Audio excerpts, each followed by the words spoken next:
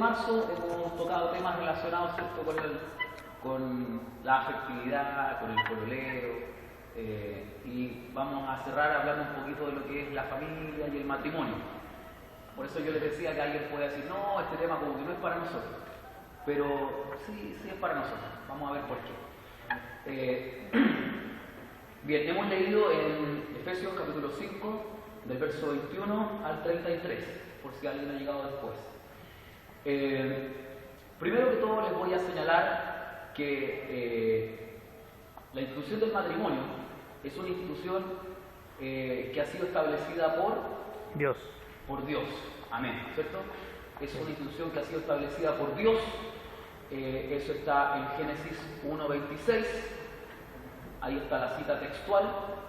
Y que durante el paso del tiempo, las sociedades modernas han ido de una u otra manera sintiendo que el matrimonio es una carga muy pesada, que el matrimonio es muy arcaico, que el matrimonio es algo muy lejano, que el matrimonio es algo de las sociedades más antiguas, que es algo de nuestros abuelos. De hecho, ¿sí o no? ¿Qué pasa? Que al matrimonio le dicen el matricidio, o el matricidio, o le dicen el matricomio, ¿cierto? O le dicen, ¿cierto?, un montón de cosas a las personas que se van a casar, ¿cierto? Le empiezan así como a cantar la marcha fúnebre, en vez de la marcha nupcial. Le dicen, oye, arrepiéntete, si el que se arrepiente se salva. ¿Por qué? Porque la gente tiene una visión muy errada de lo que es el matrimonio. El matrimonio es algo exclusivo de los seres humanos. No sé si usted se ha dado cuenta que los animalitos no se casan, ¿cierto? Los animales no se casan. Y tampoco los ángeles, ¿cierto? La palabra del Señor nos revela que los ángeles tampoco se casan. Amén. El Señor Jesucristo lo reveló, que los ángeles no se casaban. Por lo tanto, de toda la creación de Dios, los únicos que se casan somos los seres humanos.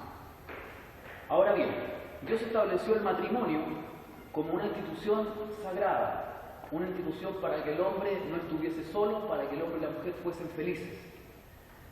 Nuestra visión del matrimonio, ¿cierto? Yo estoy diciendo lo que estableció Dios, lo perfecto. Recuerden que el matrimonio fue establecido por Dios antes de la caída del ser humano. Génesis 1:26 está antes de Génesis 3. Y Génesis 3 es el capítulo de la caída, cuando el ser humano le falla a Dios, cuando Adán y Eva pecan. Por lo tanto, la institución que estableció Dios es una institución perfecta. Es una institución que Dios la creó para que el hombre estuviese contento, estuviese feliz, adorase al Señor, disfrutase de la creación de Dios. La visión ahora que cada uno de ustedes y nosotros tenemos sobre el matrimonio es una visión que es muy cercana a la familia que nos ha tocado vivir. Amén. Si usted le pregunta a sus compañeros o amigos ¿por qué no creen en el matrimonio? Muchos de ellos le van a decir, porque yo veía cómo mi papá le pegaba a mi mamá, porque yo veía cómo eran solamente discusiones, porque yo veía que no se llevaban bien, porque mi papá y mi mamá nunca se casaron, porque no conozco a mi papá, ¿cierto? Le puedo decir, porque a mí me crió mi mamá solito, etc. Un montón de cosas, y eso es lo que la gente percibe y ve del matrimonio. Amén. No es ni bueno ni malo, es lo que ellos perciben del matrimonio, es lo que ellos creen sobre el matrimonio. Entonces está lo que establece Dios del matrimonio y lo que cada uno cree del matrimonio. Amén. Y lo que cada uno cree del matrimonio viene a ser como una especie así como de mochila, ¿cierto? Esa mochila donde van todos los recuerdos del pasado, y esa mochila puede que nos pese y no nos deje caminar si no nos liberamos de ese peso de pasado y nos permite proyectarnos hacia un presente. ¿Por qué? Porque se va a casar y están esos miedos. ¿Seré un buen papá? ¿Seré una buena mamá? ¿Seré una mamá distante? ¿Seré una mamá que no quiera a los hijos? Porque mi mamá tampoco me quería a mí, ¿cierto? ¿Seré un buen padre? ¿Podré asumir la responsabilidad del matrimonio? Entonces la gente parte con esas inseguridades, ¿cierto?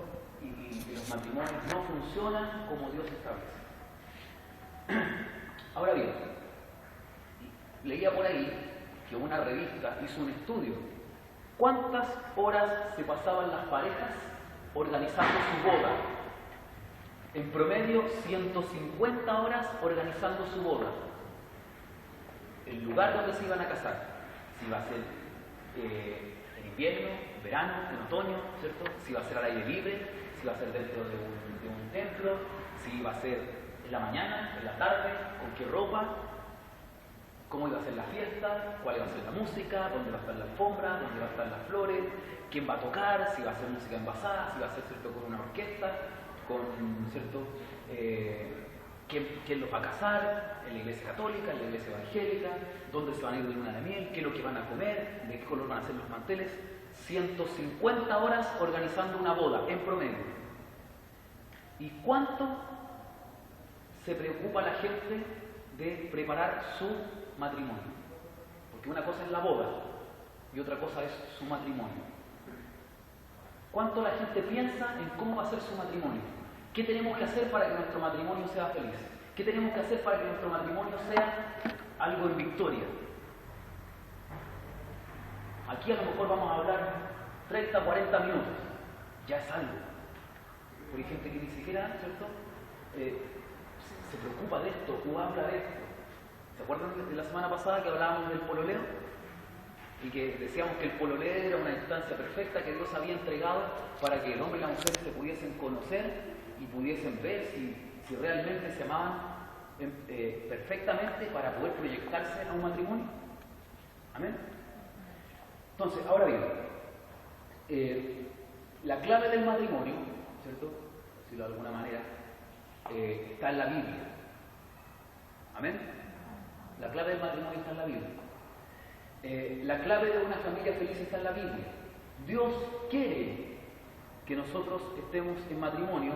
No, usted no va a decir, el hermano Alfredo nos está mandando a casarnos ahora jóvenes. No, lo que estoy haciendo yo es abrir la Escritura y, como siempre tratamos de hacerlo, ver, estudiar y darle a ustedes, ¿cierto?, la posibilidad de acercarse a la Biblia y ver qué es lo que dice la Biblia, qué es lo que dice Dios sobre los temas.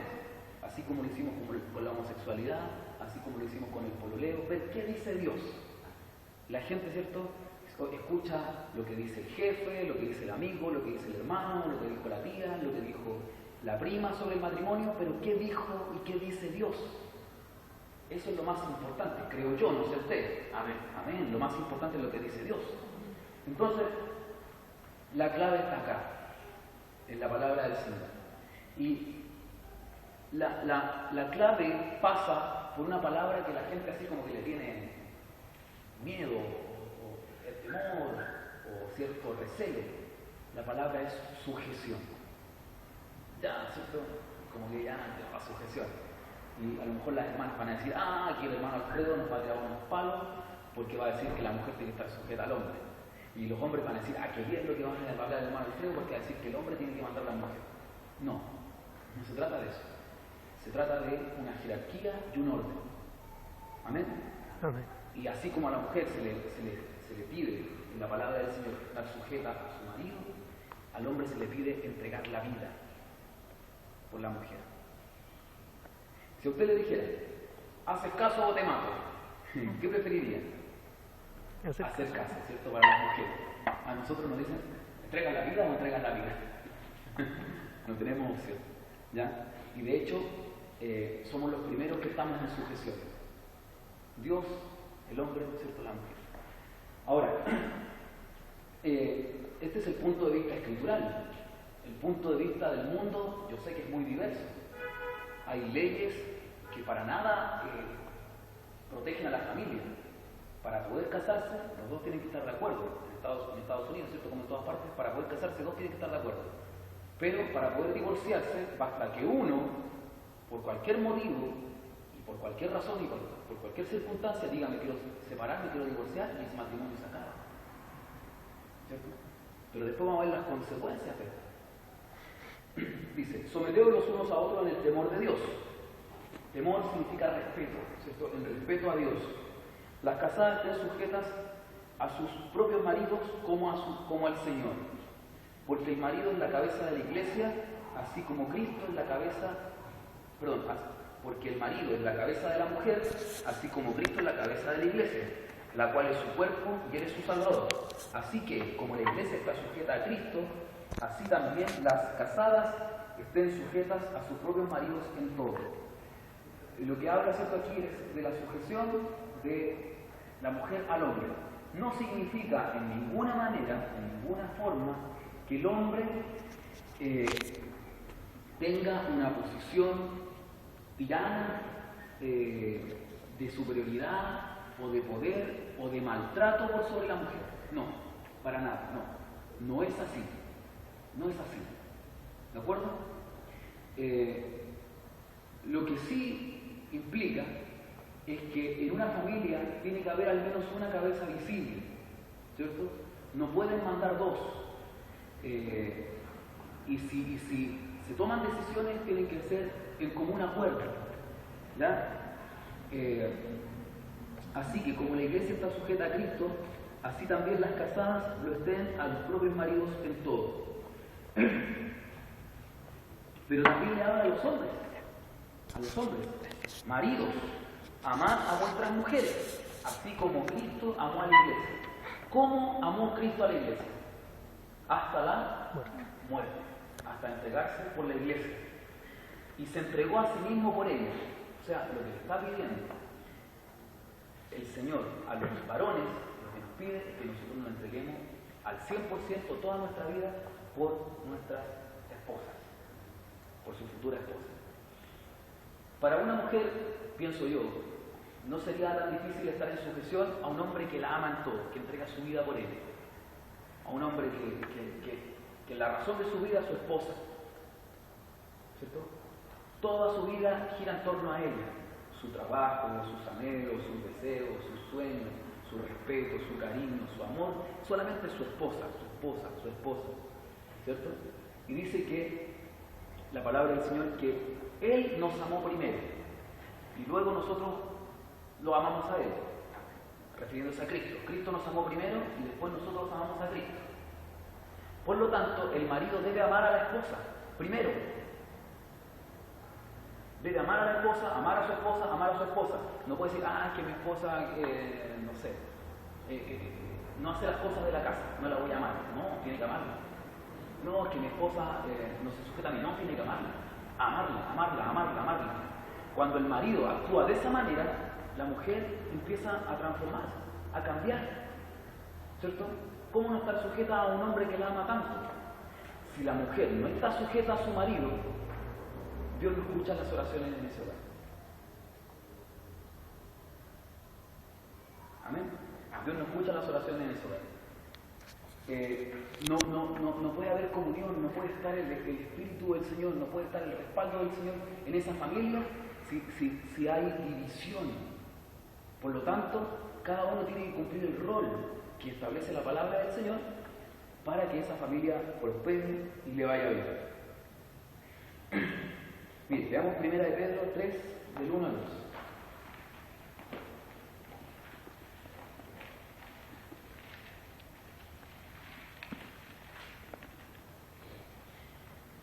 Si alguien lo puede leer, 1 Pedro 3, del 1 al 2. Pedro 1. 1 Pedro 3, 1 y 2. Asimismo vosotras mujeres estad sujetas a vuestros maridos, para que también los que no creen a la palabra sean ganados sin palabra por la conducta de sus esposas, considerando vuestra conducta casta y respetuosa. Amén. Eso no lo digo yo, ¿cierto? Lo dice la palabra del Señor. Ahora bien, ¿cierto? Alguien que pueda leer en Malaquías 2, 13 y 14. Malaquías es el último libro del Antiguo Testamento. Malaquías 2, 13 y 14.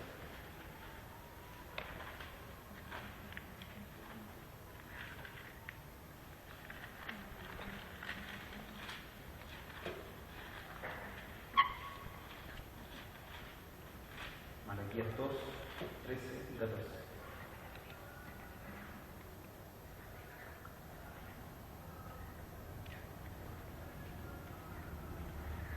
el nombre del Señor. Y esta, 13, ¿cierto? 13 y 14. Y esta otra vez haréis cubrir el altar de Jehová de lágrimas, de llanto y de clamor.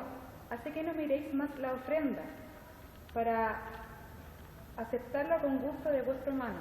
Mas diréis, ¿por qué? Porque Jehová ha testiguado entre ti y la mujer de tu juventud, contra la cual has sido desleal, sino va siendo ella la compañera y la mujer de tu pacto. Amén. Aquí hay un misterio, ¿cierto? Que está resuelto con la palabra del Señor. ¿Puede un hombre, ¿cierto? El hombre, ¿cierto? La mujer también, pero el padre de familia tiene que estar en constante oración ante Dios. Y esto es para los varones, cuando sean padres de familia. Ustedes, ¿cierto? Dice, y esta vez, otra vez haréis cubrir el altar de Jehová de lágrimas, de llanto y de clamor. O sea, está orando, está pidiendo con llanto, con clamor, con lágrimas. Así que no miraré más la ofrenda. O sea, uno está ofreciendo algo a Dios, pero Dios dice, no miraré más la ofrenda, para aceptarla con gusto de vuestra mano. Y más diréis, ¿por qué? ¿Por qué Dios no acepta mi oración? ¿Por qué Dios no acepta mi ofrenda? Porque Jehová ha atestiguado contra ti y la mujer de tu juventud. O sea, contra ti y contra tu esposa. ¿Qué pasó aquí? Contra la cual has sido desleal, siendo ella tu compañera y la mujer de tu pacto, o sea, de tu matrimonio. Cuando el varón es desleal con la mujer, Dios no escucha las oraciones en esa familia. Así de terrible. Porque hay un pacto. Lo dice la palabra del Señor. Y muchos dicen, ¿por qué no funcionó el matrimonio? ¿Por qué no funcionó? Faltó oración, faltó sujeción, faltó amor. Entonces estamos viendo las claves. Amor, ¿cierto? Amor, amor, amor, amor. De parte del hombre hacia su mujer. Sujeción, respeto. De la mujer hacia el varón. Lo cual va a ser mucho más simple si es que, insisto, si es que el varón la ama entrañablemente, con toda su fuerza, así como Cristo amó a la iglesia. Y confianza, ¿cierto? Confianza. Que no haya deslealtad, que no haya engaño en la familia. Si usted se cuida de estas tres cosas, Dios va a prosperar su familia, Dios va a prosperar su matrimonio, Dios va a prosperar su hogar. ¿Amén? Amén. Ahora, veamos Isaías 54. Más atrás de Malaquías. Isaías 54. Isaías 54.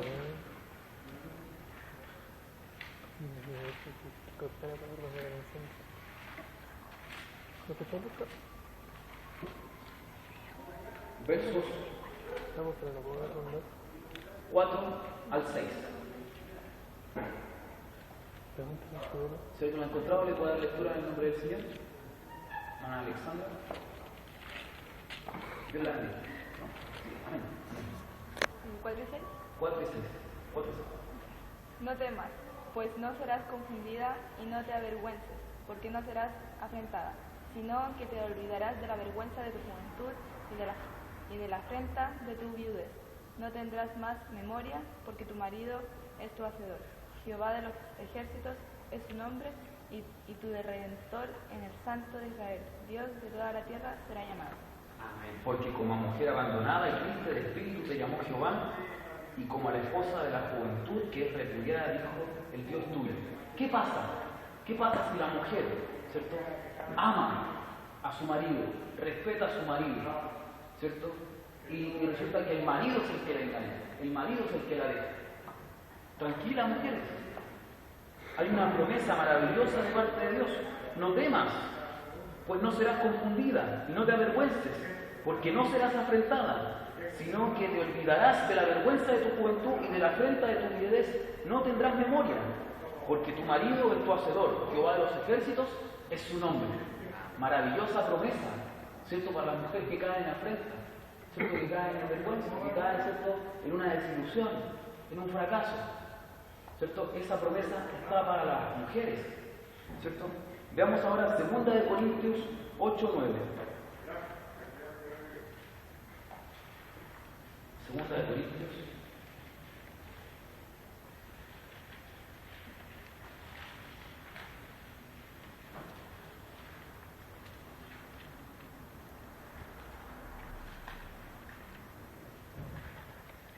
Esto ahora es para los varones.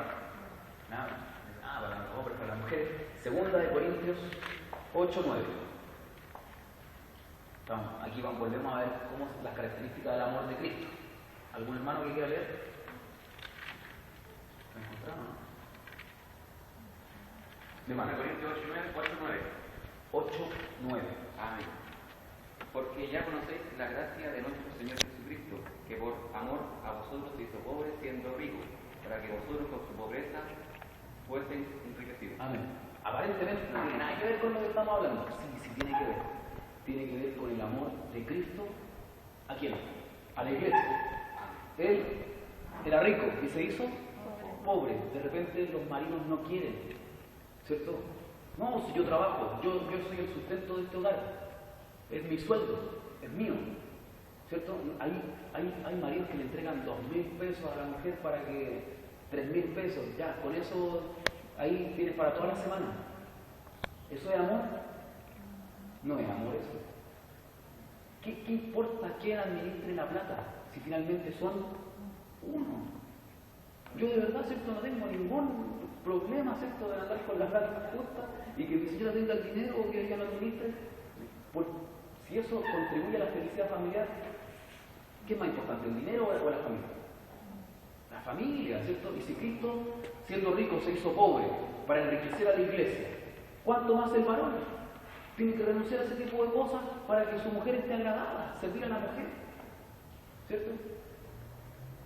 Entonces, hay claves del matrimonio que no funcionan con los parámetros humanos. El parámetro humano, no, que yo también tengo que mandar, la mujer también manda. ¿Qué es lo que dice la palabra del Señor? No, la mujer tiene que estar en sujeción. El parámetro humano no, es que yo soy macho y puedo tener más de una mujer. Y la palabra del Señor dice que el varón tiene que amar a la mujer aún a costa de su vida, como Cristo amó a la iglesia. O sea, ese parámetro humano no funciona, ¿cierto? El parámetro humano es que la mujer, ¿cierto? No tiene que respetar al marido. La Biblia dice que sí. El parámetro humano es que el marido no tiene que prácticamente entregarle su dinero a la esposa. La Biblia dice que sí. ¿Cierto? Entonces vemos que no es que el matrimonio esté mal, no es que el matrimonio sea el problema, sino que el corazón del hombre es el problema, sino que el ignorar la Escritura, el ignorar la palabra de Dios es el problema.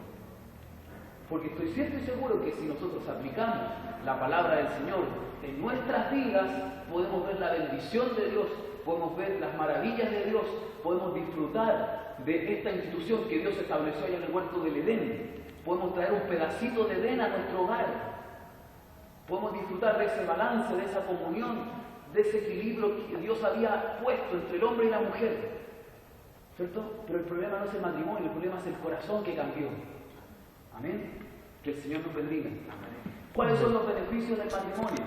¿Cierto? Y aquí, quizás esto va a salir en YouTube y me tengo que respaldar un poquito. Estos beneficios del matrimonio, usted puede buscar beneficios, ¿cierto?, del matrimonio y aparece ahí un diario que se llama El Periodista Digital y reunió, ¿cierto?, con investigaciones científicas, prácticamente con estudios, con encuestas, ¿cierto?, aunque esto se hizo en Estados Unidos, pero es muy válido también para nosotros. ¿Cuáles son los beneficios de lo que se llama la familia intacta? Así se le llama ahora a las familias que son papá, hombre, porque ahora hay que decir papá, hombre, porque puede ser papá, mamá, mujer, ¿ya? Pero un papá hombre, una mamá mujer, y hijos, ¿cierto? Hijos de ese matrimonio, ¿cierto? ¿Cuáles son los beneficios de una familia intacta? Así se le llama en sociología. Mejores resultados académicos de los hijos. A los hijos les va porcentualmente mejor en el colegio.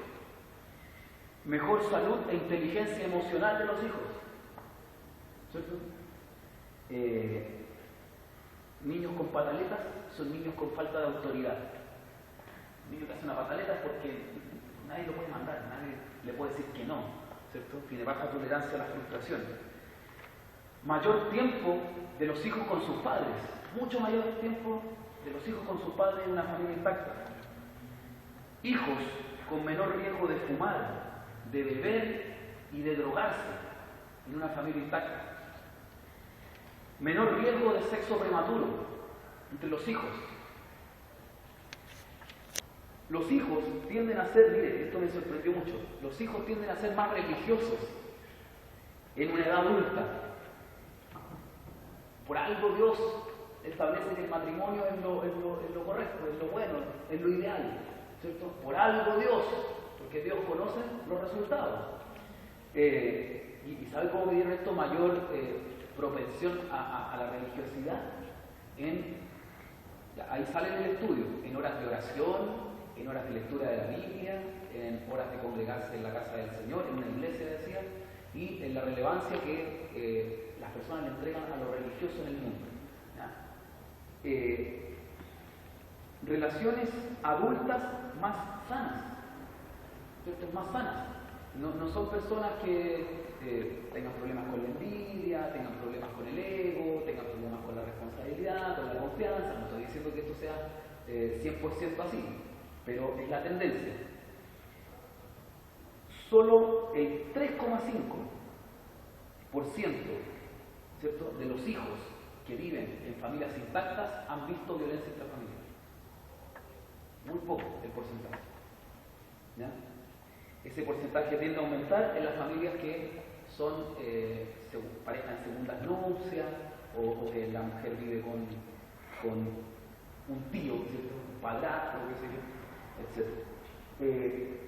Madres con menor riesgo de abusos y de violencia en un matrimonio llamado de estos matrimonios familias intactas. Y los padres casados tienen un mayor bienestar psicológico, y lo otro que también las familias tienden a ser 1/3 más ricas que las familias de un solo padre. No lo estoy inventando, está ahí, ¿cierto?, en el Periodista Digital. Y esto me sorprendió, ¿por qué cuando son parejas tienden a ser 1/3 más ricos que los que viven solos? Porque el que vive solo paga todas las cuentas solo, gana 500.000, se enferma un mes y ya no están esos 500.000. En cambio, un matrimonio, entre los dos ganan 1 millón, y se enferma uno y siguen ganando 500.000. Lo que ellos pueden ahorrar, lo que ellos pueden juntar es mucho más de lo que es una persona sola. ¿Cierto? Uno se cuida al otro, pueden hacer distintas cosas a la vez. Una persona sola tiene que pedir permiso en su trabajo para hacer trámites, qué sé yo. En cambio no, el esposo puede ayudar a la esposa puede ayudar al esposo, ¿cierto? Entonces se pueden cuidar cuando viejitos. Las personas solas, ¿quién las va a cuidar cuando viejitos? Se pueden cuidar cuando viejitos. Si uno deja de trabajar, el otro, ¿cierto?, trabaja para suplir esa falta. Tienen una mayor motivación para progresar en los trabajos.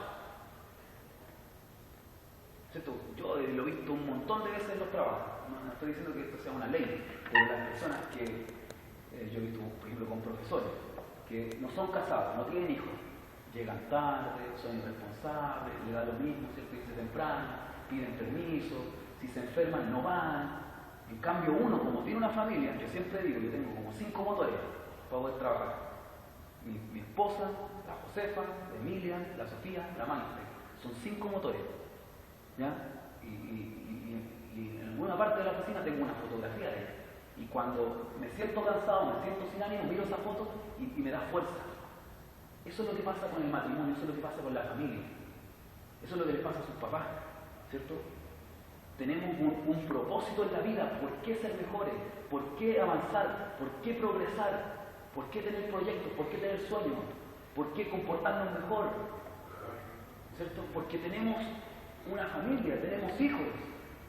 Entonces, cuando la familia se destruye, de verdad, cuando la familia se destruye, lamentablemente los que tienen los que salen mayormente perjudicados son los hijos.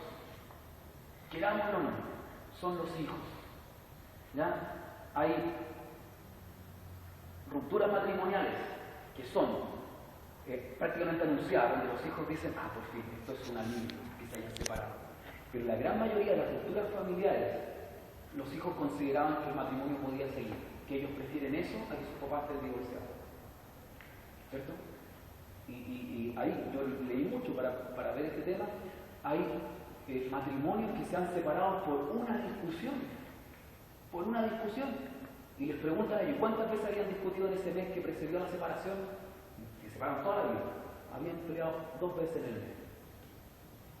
Pero una discusión y se separan. Y después le preguntan, ¿y por qué se separaron?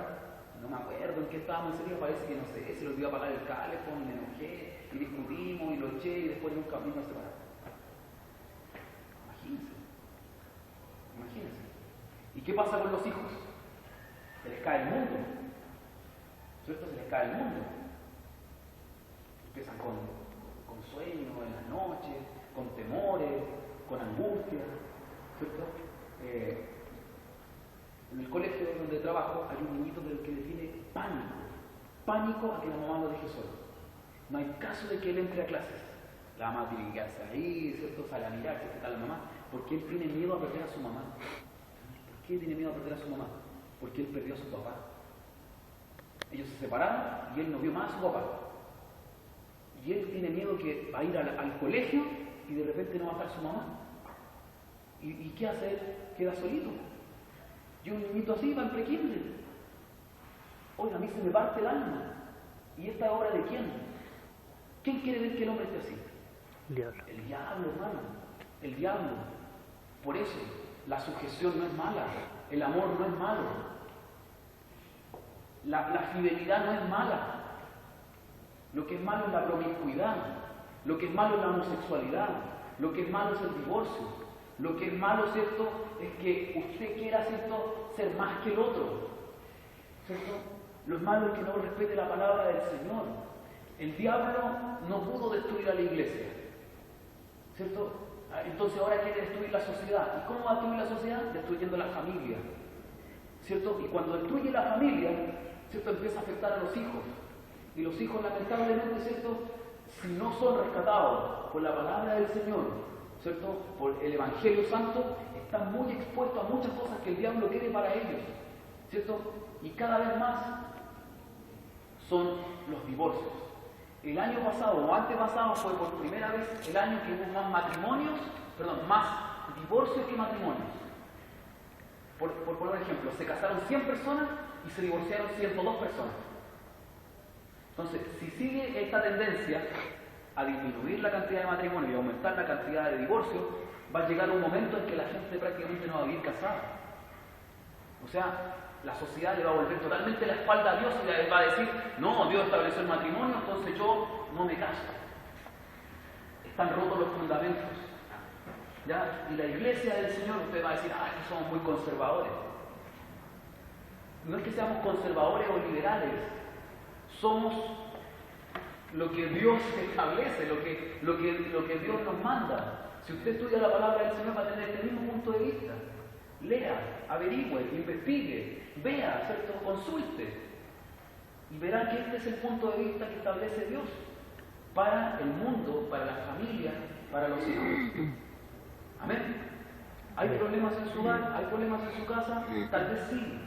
Ore por su papá, ore por su mamá, ¿cierto? No dé problemas. De repente los papás llegamos muy cansados, llegamos muy agotados, llegamos con la mecha muy corta, con muy poca paciencia, ¿cierto? Usted evite, ¿ya? Yo sé que los papás debiésemos tener más paciencia, más amor, más cariño, ¿cierto? Debiésemos sentarnos a conversar con nuestros hijos, a comunicarnos, ¿cierto? Pero también ustedes, en cierta manera, pongan de su parte como hijos, ¿ya? Pongan de su parte, respeten a sus padres, amen a sus padres, quieran a sus padres, sean garantes de la armonía familiar. No les lleven problemas a sus papás, ¿cierto? Pidan permiso, acaten las órdenes, ¿cierto? Estudien, esfuércense, ¿cierto? A nosotros prácticamente tuvimos que ganar todo a pulso. Yo vine a conocer los yogurts ya siendo grandecitos. Mi papá, mi mamá arrendaban, allá en Pudahuel arrendaban en varias partes, antes de conseguir una casa. Entonces, creo yo no reniego de eso. Todo lo contrario, digo que eso me hizo más esforzado. Pero muchos de ustedes nacieron en una casa, bajo un techo, con todas las necesidades cubiertas, con TV cable, con internet, con teléfono, con calefón, hermano. Si antes uno bañarse con calefón era así como, el que tiene calefón es el millonario del pasaje. ¿Sí o no? Antes era así, ¿sí o no? Amén. Ahora es lo más habitual, lo más normal del mundo. Entonces, chiquillos, de verdad, nuestros padres se han esforzado bastante por darnos ciertas comodidades, pero también nosotros no reneguemos de eso, ¿cierto? Sigamos adelante para que nuestras familias prosperen. Y cuando le llegue el tiempo a usted de casarse, de hacer una familia, de formar una familia, vaya, busque la palabra del Señor y vea cuáles son las claves y aplíquelas. Y aplíquelas y verá que su matrimonio va a ser muy feliz. Y no solamente eso, que usted va a poder construir una familia como Dios quiere, como dice por ahí, como Dios manda, ¿cierto? Y que sus hijos lo van a agradecer. Amén. Y no solamente sus hijos, sino que sus nietos, sus bisnietos. Para el Señor, honra, gloria desde ahora y para siempre. Amén.